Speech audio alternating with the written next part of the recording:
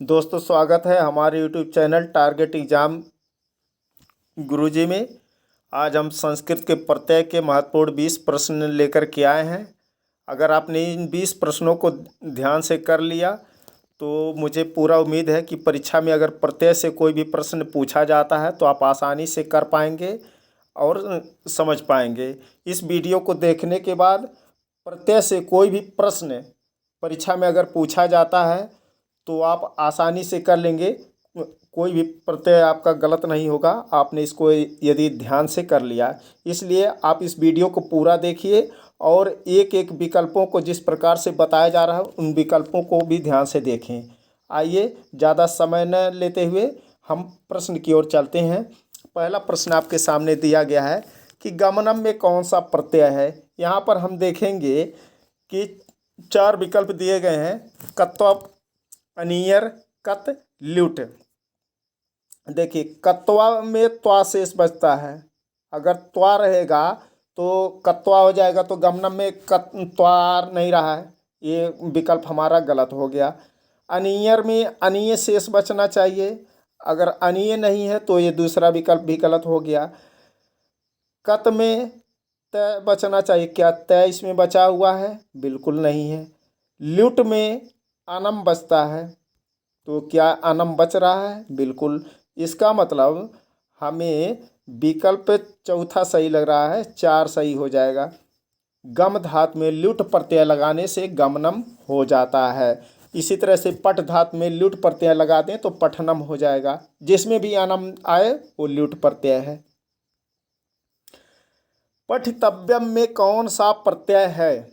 पठितव्यम में कौन सा प्रत्यय है? क्या यत प्रत्यय है, क्या सत्र प्रत्यय है, तव्यत प्रत्यय है या नियर प्रत्यय है? अनियर प्रत्यय में अनी शेष बचता है, अनी आया है, बिल्कुल नहीं, गलत हो गया। यत में यह शेष बचता है,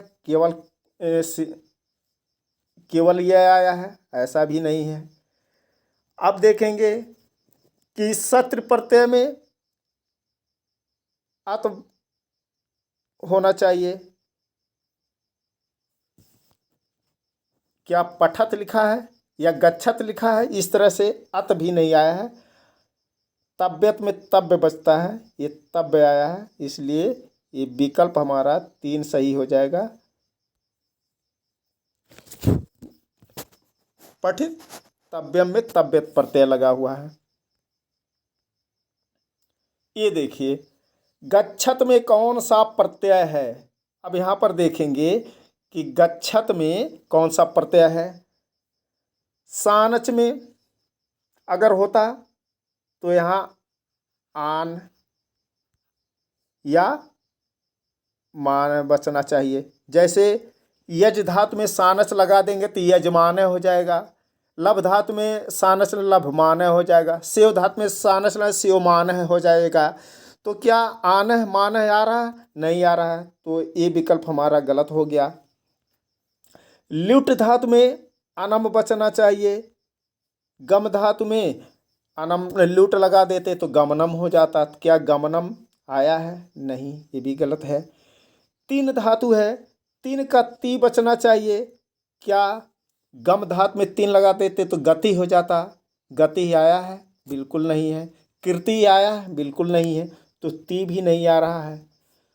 तो विकल्प 4 सही हो जाएगा, लेकिन 4 क्यों सही हो जाएगा ये भी देख लेते हैं। सत्र में अत बचना चाहिए, अत या अति या अन। अब यह अन क्या है? नपुंसक का अत होता है, स्त्रीलिंग का अति और पुल्लिंग का अन होता है। आप देखेंगे कि गच्छत लिखा है, यानी नपुंसक में लिखा है गच्छत, जाता हुआ। विकल्प डी सही हो जाएगा। अगला, पठितुम में कौन सा प्रत्यय है? तव्यत, अनियर, त्वा, तुमुन। चलिए चारों विकल्पों को देखते हैं भाई। तुमुन होता तो तुम बचता। क्या पठितुम है? बिल्कुल है, चलिए तो सही हो गया, लेकिन आगे भी देख लेते हैं। तव्यत का तव्य बचना चाहिए, तव्य आया ही नहीं है। अनीयर का अनीय होना चाहिए, अनीय तो आया ही नहीं। त्वा कत्वा का त्वा बचना चाहिए, त्वा तो आया ही नहीं। अगर ऊपर के आपको कोई भी विकल्प सही नहीं लग रहा हो तो एक विकल्प जो बचा है उसी वही सही हो जाएगा। भले ही आपको प्रत्यय नहीं आ रहा हो, लेकिन इस तरह से कुछ कॉमन सेंस लगावें तो आप आसानी से इनको कर सकते हैं। जैसे अभी देखें, बुद्धिमान, भगवान, श्रीमान, गुणवान में प्रयुक्त प्रत्यय है। यहाँ पर आप देखेंगे मान या वान आ रहा है, तो देखते हैं भाई, तल का तय बचता, ता बचता है। जैसे आप देखें बुद्धिमता, लघुता, गुरुता, तो ता तो आया नहीं, तो ये तल प्रत्यय नहीं होगा। कत्वतु में देखते हैं वान, वान होता है और क्रिया में लगता है। जैसे गम धातु है, गम धातु में कत्वतु लगा दें, या पठ धातु में कत्वतु लगा दें तो पठितवान हो जाएगा, पठितवान हो जाएगा। ठीक है, पठितवान। और सानच में आन या मान बचता है, आन या मान बचता है। जैसे सेव धातु में सानस लगा दे, सेव मान है। यज धातु में सानस लगा दे, यजमान है। लेकिन मतुप में भी मान या वान बचता है और ये क्रिया के साथ में नहीं लगता है। तो हम यहाँ पर देखें तो मतुप हमारा सही हो जाएगा, क्योंकि इसमें बुद्धिमान में बुद्धि क्रिया नहीं है, भगवान में भग क्रिया नहीं है, श्रीमान में श्री क्रिया नहीं है, गुणवान में गुण क्रिया नहीं है, और मान या वान बच रहा है, इसलिए मतुप हो जाएगा। अगर एक क्रिया होता तो हम सानस या कतोत में से देखते कौन सही होता। आइए, भोक्तुम में प्रयुक्त प्रकृति एवं प्रत्यय है, इसमें देखते हैं भाई। भोक्तुम कत्वा का त्वा बचना चाहिए, त्वा इसमें तो आया नहीं है। कत या ता या तम ऐसे होना चाहिए। गत, लेप में अनम बचना चाहिए, ये भी नहीं है। सत्र का अत अन अंति होना चाहिए, तो न त्वा बच रहा है, पहला भी गलत है। तातम इस तरह से भी नहीं है, लेप भी नहीं है, लेप का अनम होता, सत्र का अत होता था। इस तरह से देखेंगे ये चारों विकल्प हमारे सही नहीं है, ये गलत विकल्प दे दिया है। ये भुज धातु में तुमुन प्रत्यय लगा हुआ, तुमुन, भुज धातु में तुमुन प्रत्यय लगाने से भोक्तुम हो जाएगा। अगर ये तुमुन प्रत्यय होता तो सही हो जाता। इस तरह से ये विकल्प ही गलत है। आइए सातवां प्रश्न देखते हैं।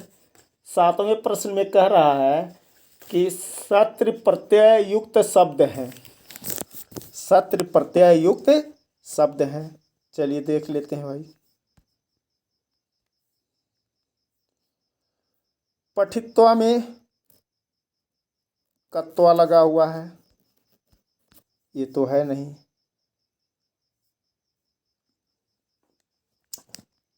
और देखते हैं पठन में, कर्तुम में, कथितय में, कथितय में तह, कथितय लगा है, यानी ये एक कत प्रत्यय है, कत प्रत्यय का तय शेष बचता है। कर्तुम में तुमुन लगा हुआ, तुमुन है। पठन में अन आ रहा है, और अन जो है सत्र प्रत्यय, ये सत्र प्रत्यय में आप देखेंगे कि पुल्लिंग में अन आता है, स्त्री में अंति आता है, और नपुंसक में अत आता है। जैसे पठत होता तो भी सत्र प्रत्यय हो जाता, पठन है तभी सत्र प्रत्यय है, पठंती होता तभी अत अन, अत अन अत अंति, ये तीनों सत्र प्रत्यय के लक्षण हैं। इस प्रकार से हम देखेंगे कि इसमें सत्र प्रत्यय का उदाहरण पठन है। कौंतेय में कौन सा प्रत्यय है, कौंतेय में कौन सा प्रत्यय है? क्या ये प्रत्यय है, अण प्रत्यय है, ढक प्रत्यय है या व्यत प्रत्यय है। देखते हैं। किसी की संतान होने के लिए ढक प्रत्यय लगता है। जैसे कुंती एक स्त्री है, इसमें ढक लगा देंगे तो हो जाएगा कुंती की संतान। गार्गी है, गार्गी, गार्गी में ढक लगा देंगे, ढक लगा देंगे तो हो जाएगा गार्गे, गार्गी की संतान। तो यहाँ पर हमारा ये ढक सही हो जाएगा। लेकिन अण भी एक प्रत्यय होता है, इसका भी किसी की संतान होने के लिए लगता है, लेकिन अण का प्रत्यय के पुल्लिंग के लिए होता है। जैसे आप देखेंगे कि कश्यप है, कश्यप, इसमें इसमें ढक नहीं लगेगा, इसमें अण लगा देंगे तो काश्यप हो जाएगा। शिव है, शिव को में ये ढक नहीं लगेगा, अण लगा देंगे, इसमें अण लगा देंगे तो शैव हो जाएगा। लेकिन किसी महिला का संतान होने के लिए ये ढक लगता है, तो इसका विकल्प हमारा 3 सही हो जाएगा, ढक लग जाएगा, कुंती की संतान। इसी तरह विनिता होता ढक लगा देते वैनते, गार्गी होता तो ढक लगा देंगे गार्गे, कौशल्या में ढक लगा देंगे तो कौशल्य, मिथिला में ढक लगा मैथिले। इस तरह से हमारा हो जाता है। प्रश्न संख्या 9 देखें। सेव धातु से सानच प्रत्यय का योग होकर शब्द बनता है। सानच में देखेंगे, सानच में आन है च या मान है बचना चाहिए, तो मान है तो सब में बचा है। लेकिन सेवा मान है होता है क्या? सेवा मान है ऐसा कोई शब्द नहीं होता। सेवान है भी नहीं होता, सेव सान है भी नहीं होता। चारों विकल्पों को ध्यान से पढ़ें तो सेव मान है शब्द जो है ये सही दिख रहा है, इसलिए विकल्प नंबर 2 सही हो जाएगा। नयनम में प्रयुक्त प्रकृति एवं प्रत्यय है। अब नयनम में अगर संधि पूछता तो ये अयादि हो जाता, लेकिन संधि नहीं पूछ रहा है, यहाँ पर प्रकृति एवं प्रत्यय पूछ रहा है। तो यहाँ पर देखेंगे कि नम ल्यूट प्रत्यय, नी ल्यूट प्रत्यय, नी ल्यूट प्रत्यय, नयन ल्यूट प्रत्यय। तो अनम जहाँ आता है, अनम के लिए ल्यूट लगता है, इसमें भी ल्यूट आया है तो यहाँ भी अनम हो जाएगा, इससे भी अनम हो जाएगा, इसे चारों में ल्यूट आया है तो अनम, ये ल्यूट प्रत्यय तो बिल्कुल सही है। लेकिन अब इधर देखें कि यहाँ नम धातु लिखा है, नम गलत है। नयन धातु लिखा है, गलत है।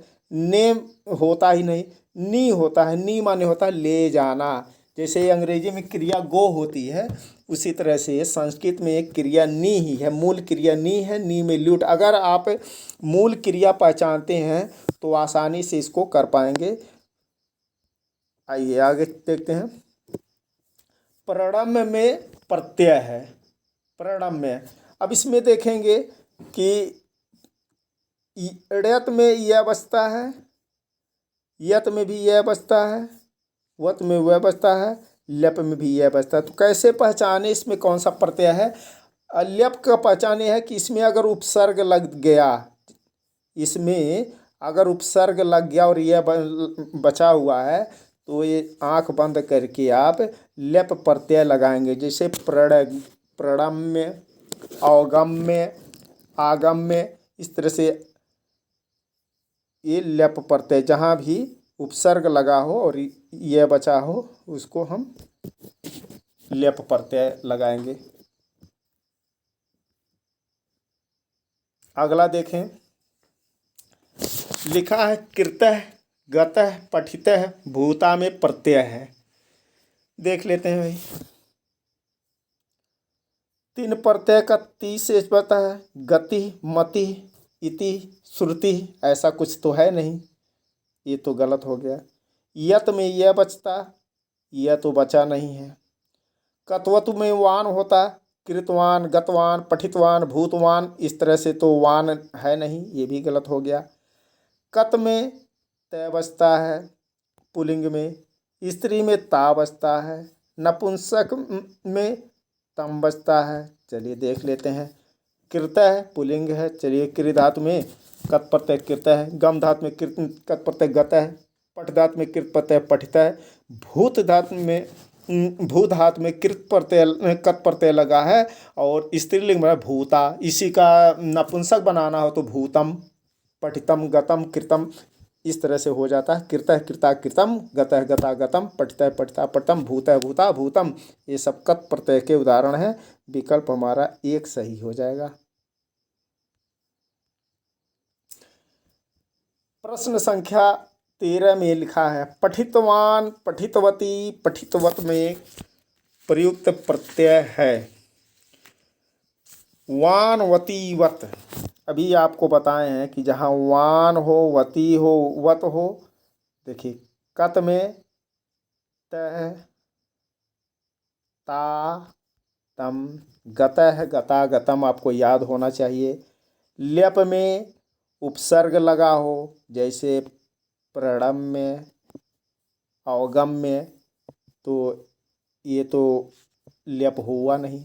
ल्युट में अनम आना चाहिए, नयनम, चयनम, तो ल्युट तो बिल्कुल नहीं होगा। कतवत में वानवतीवत, पठितवान, पठितवती, पठितवती, ये जो है पठितवान पुल्लिंग है, पठितवती स्त्रीलिंग है, पठितवत ये नपुंसकलिंग है। वानवतीवत इस तरह से दिखाई दे तो उसे कतवत कहेंगे। ये कॉन्टिन्यूअस में चलता है, पढ़ता हुआ, पढ़ती हुई। प्रश्न संख्या 14 में देखेंगे लिखा हुआ है पठनीयम, पठनीय, पठनीया में प्रयुक्त प्रत्यय है। चलिए देखते हैं भाई। यहाँ पर लिखा है क्या तबियत है, तबियत होता तो तब बचता, तब आया है क्या, नहीं आया है। कत्वा होता तो त्वा शेष बचता, क्या त्वा आया है, बिल्कुल नहीं आया है।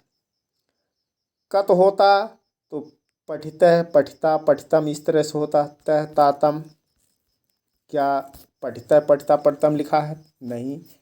अनियर में अनी आता तो पठनीय, पठनीय, पठनिया ये तीनों आया है। अनीय दिखाई दे रहा है। पठनीयम, पठनीय, पठनीय, पठनीय पुल्लिंग है, पठनीय स्त्री है, पठनीयम नपुंसक लिंग है। तीनों लिंग में हो गया। इस तरह से विकल्प नंबर 3 सही हो जाएगा। जहाँ अनीय दिखाई दे वो आंख बंद करके अनीयर प्रत्यय लगाएं, आपका बिल्कुल सही हो जाएगा। प्रश्न संख्या 15 देखें। निम्न में से किसमें सत्र प्रत्यय का विधान नहीं हुआ है। सत्र प्रत्यय, सत्र प्रत्यय कितनी बार आपको बता चुके हैं कि सत्र प्रत्यय में देखेंगे कि सत्र में अत, अन, अंत। अत जो है नपुंसक में, अन पुल्लिंग में और स्त्री में अंति होता है। चलिए देखते हैं। पठन अन आ रहा है, बिल्कुल। पठत में अत आ रहा है, बिल्कुल। इसमें अंति आ रहा है, अंति आ रहा है, बिल्कुल। ठीक है। तो पठ धातु में सत्र प्रत्यय लगाने से पठत, पठन, पठत, पठंती, पठत तीनों बन जाएगा। लेकिन ये लभ मान है, जो मान आ रहा है ये सानच प्रत्यय है। सानच लभ धातु में, लभ एक धातु है, सानच प्रत्यय लगाएंगे तो मान बचता है। लभ मान है, लभ धातु, सानच प्रत्यय लभ मान है। यज धातु में सानच प्रत्यय यजमान है। सेव धातु में सानच प्रत्यय सेवमान है। इस तरह से ये हमारा विकल्प नंबर 4 सही हो जाएगा, जिसमें सत्री प्रत्यय नहीं लगा हुआ है। निम्न में से किसमें सानच प्रत्यय का विधान हुआ है। अभी आपको ऊपर बताए हैं सानच प्रत्यय। सानच प्रत्यय में मान है, बता यज धातु, सानच प्रत्यय यज धातु, यज धातु, सानच प्रत्यय यजमान है। नी धातु, सानच प्रत्यय नयमान है। सींग धातु, सींग माने सोना, सींग धातु में सानच प्रत्यय लगा देंगे, सयान है। इसलिए यहाँ पर देखेंगे कि चारों विकल्प सही होंगे। यजमान है, नयमान है, सयान है, आन है, मान है, इस तरह दिखाई देता है तो सानच प्रत्यय हमारा हो जाता है। 17वां देखेंगे, आपके सामने है। 17वां में लिखा है धनवान, श्रीमान, गुणवान में प्रयुक्त प्रत्यय है। यहाँ मान, वान आ रहा है। तो मान वान से आपका कत्वत भी हो सकता है, सानस भी हो सकता है, लेकिन यहाँ पर थोड़ा सा ध्यान देंगे तो आसानी से कर पाएंगे। अगर तल होता तो ता होता, जैसे गुरुता, लघुता, महत्ता, तो ता तो आ नहीं रहा है, गलत हो गया। कत्वत में वान बचता, वान या मान, तो वान मान तो दिखाई दे रहा है, लेकिन ये क्रिया में लगता है, तो धन क्रिया है नहीं, श्री क्रिया है नहीं, गुरु क्रिया है नहीं, तो इसलिए एक गलत हो गया। अब देखेंगे अगर सानच है तो सानच में आन है, मान है बचता है, जैसे यजमान है, यज्ञ करता हुआ, लभमान है, पाता हुआ, सेवमान है, सेवा करता हुआ। इस तरह से एक क्रिया का रूप चलता है। ऐसा तो हो नहीं रहा कि धनवान माने धन पाता हुआ, धनवान ये धनवान व्यक्ति गुण बता रहा। तो इस तरह से मतु प्रत्यय हमारा सही हो जाएगा, क्योंकि धन एक शब्द है न कि धातु है। शब्दों के साथ मतु प्रत्यय का योग होता है, न कि कत्वत और सानच। विकल्प नंबर 3 सही हो जाएगा। निम्न में से किसमें तल प्रत्यय नहीं लगा है? तल, ध्यान से देखें, कई बार पूछता है कि किसमें तल प्रत्यय लगा है, नहीं लगा, तो तल का ता बचता है। तो ता देख लीजिए, गुरु धातु में तल प्रत्यय गुरुता, महत में तल लगा देंगे महत्ता, लघु में तल लगा देंगे तो लघुता, लेकिन गुरु में जब त्वय लगाएंगे तब गुरुत्व होगा, यानी इसमें त्वय लगा हुआ है। विकल्प नंबर हमारा 2 सही है, जिसमें तल नहीं लगा है। बाकी तीनों में, इसमें भी लगा है, इसमें भी लगा है, इसमें भी लगा है। आगे आइए देखते हैं।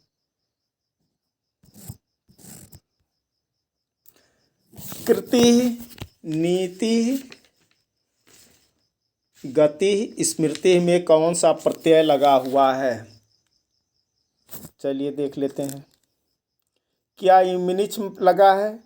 ईमा बच रहा है क्या? महिमा, लघिमा, अड़िमा, गरिमा, इस तरह से दिखाई दे रहा है? बिल्कुल नहीं, तो ये तो गलत हो गया भाई। तल का ता बचना चाहिए, क्या लघुता आ रहा है? बिल्कुल नहीं। यत का क्या यह बच रहा है? बिल्कुल नहीं। तीन का ती बच रहा है। क्री धातु में 3 प्रत्यय कृति, नी धातु में 3 प्रत्यय नीति, गम धातु में 3 प्रत्यय गति, स्मृ धातु में 3 प्रत्यय स्मृति। जहाँ ती दिखाई दे वो 3 प्रत्यय है, इसलिए विकल्प हमारा 3 आसानी से सही हो जाता है। बाकी विकल्पों को काटने के बाद परीक्षाओं में इसी तरह से आप लोग करेंगे कि जो विकल्प दिए गए उनसे घबराइए नहीं। जो विकल्प आपको नहीं है उनको काटते चलें। जैसे इमनिच है, हमने काट दिया, इमनिच में ईमा, गलत है। तल में ता नहीं आया है, ता नहीं, गलत। यत का यह नहीं है, गलत। तो एक बचा 3, या तो डायरेक्ट उस विकल्प पर पहुंच जाइए या तो बाकी विकल्पों को काट दीजिए। 20वां देखेंगे, निम्न में से कौन सा विकल्प सही नहीं है? महत में इमनिच प्रत्यय, कश्यप में अण प्रत्यय, पठ में अड़ुल प्रत्यय, गौर में टाप प्रत्यय। चलिए देख लेते हैं। देखिए महिमा, अभी आपको बताए हैं कि महिमा में ईमा आ रहा है, इसलिए इमनिच प्रत्यय है। महत में लगा हुआ, महत एक शब्द है, ये बिल्कुल सही है। काश्यप में कश्यप की संतान, किसी की संतान होने के लिए अण प्रत्यय लगता है, और कश्यप एक ऋषि मनुष्य हैं, तो कश्यप में अण लगा देने से काश्यप हो गया। इसी तरह वसुदेव है, उसमें अण लगा दे तो वासुदेव। अगर पुल्लिंग है तो अण लगाएंगे, अगर यही स्त्री होती तो हम ढक लगा देते। जैसे गार्गे पीछे बनाए तो गार्गी में ढक लगा देते, गार्गे हो जाता, लेकिन एक कश्यप है तो काश्यप हो जाएगा। अब देखेंगे उल प्रत्यय कहाँ लगता है? जो अकह की तरह दिखाई दे, जैसे पठ धातु में उल प्रत्यय लगा दिए हैं तो ये बन गया है पाठकह, बिल्कुल पाठकह हो जाएगा। क्री धातु में उल प्रत्यय लगा दें तो कारकह हो जाता है, पठ धातु में उल प्रत्यय लगा दें तो पाठकह हो जाएगा। गए धातु में, ये गए, गए माने गाना, गए धातु में उल प्रत्यय लगा दे तो गाय क्या हो जाएगा। सै में सिंह में उल प्रत्यय लगा दें तो साय क्या हो जाएगा। इस तरह से अकह अकह दिखाई देता है तो उल प्रत्यय हो जाता है। किसी की संतान, जैसे काश्यप माने होता है कश्यप की संतान, तो अड़ लग गया। इमनिच, ईमा दिखाई दे गरिमा, गुरु में इमनिच लगा देंगे गरिमा, लघु में इमनिच लगा दे लघिमा, अड़ु में इमनिच लगा दे अड़िमा। ये इमनिच प्रत्यय होता है। लेकिन एक चीज़ यहाँ ध्यान दें, आपके सामने लिखा है गौर धन टाप प्रत्यय, गौर प्लस टाप प्रत्यय बराबर गौरी। देखिए स्त्री बनाने के लिए दो चीज़ें, एक टाप प्रत्यय है और एक ङीस प्रत्यय है। ङीस प्रत्यय अज धातुओं में टाप प्रत्यय लगाते हैं। अब अज धातुएं कौन है वो ज़्यादा महत्वपूर्ण है, 2 4 5 आप वैसे देख लेंगे कि जैसे अज है, अज से बकरा होता है, इसमें टाप लगा देंगे तो अजा हो जाएगा। बालक है, बालक में टाप लगा देंगे तो बालिका हो जाएगा। तो ये अजगण है, बालक हैं, अज हैं। सुन है तो सुन, सुन का टाप लगा सुनी हो जाएगा। इस तरह से ये जो है टाप प्रत्यय लग सकते हैं। लेकिन यहाँ पर जो विकल्प दिया इसमें गौरगढ़ का दिया है तो गौरगढ़ में ङीस प्रत्यय लगना चाहिए, गौर में ङीस लगना चाहिए, गौरी हो जाता। इसी तरह नर्तक भी गौरगढ़ का है, नर्तक में ङीस लगा देंगे नर्तकी हो जाएगा। इस तरह से नट, नट में ङीस लगा देंगे तो नटी हो जाएगा। इसी तरह से आप देखेंगे कि शूद्र, शूद्र में ङीस लगा देंगे तो शूद्री हो जाएगा। तो यहाँ पर हमारा चौथा विकल्प सही नहीं लग रहा है, इसमें ङीस प्रत्यय होना चाहिए था। बाकी तीनों विकल्प सही हैं, ये तीनों सही हैं, चौथा गलत है, इसलिए इस विकल्प का चौथा ही सही। इस तरह से आपने देखा कि 20 प्रश्न हमारे कंप्लीट होते हैं। इन 20 प्रश्नों के माध्यम से हमने सभी विकल्पों के माध्यम से देखा कि हमारे लगभग सभी महत्वपूर्ण प्रत्यय कंप्लीट होते हैं। यह उम्मीद करते हैं कि यह वीडियो आपके लिए काफ़ी महत्वपूर्ण रहा हो, आपको पसंद आया होगा। यदि आपको पसंद आता है तो इसे लाइक करें, शेयर करें और सब्सक्राइब करें, ताकि हम आगे भी इसी तरह के महत्वपूर्ण वीडियो लेकर आते रहें। धन्यवाद।